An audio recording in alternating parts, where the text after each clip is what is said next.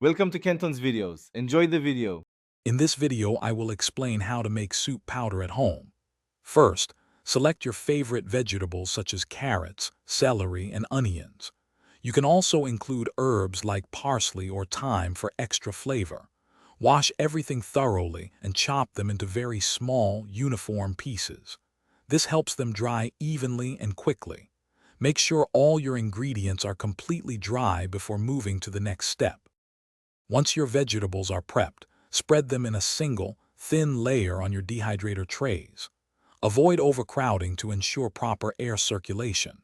Set your dehydrator to a low temperature, around 125 degrees Fahrenheit or 52 degrees Celsius. This gentle heat preserves nutrients and flavor.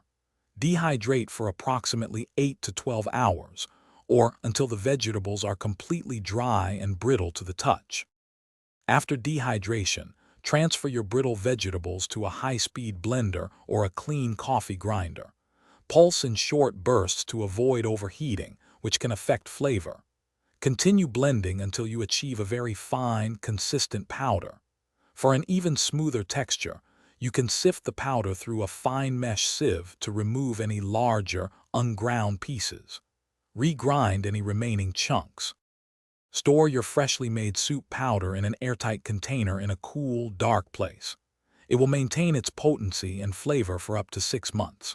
To use, simply add 1 to 2 tablespoons of powder per cup of hot water for a quick and flavorful broth. You can also sprinkle it into stews, sauces, or casseroles for an extra boost of savory goodness. Don't forget to check the description for the link to Little Tree's Black Ice and other great deals. Thanks for watching. Consider subscribing if we helped you.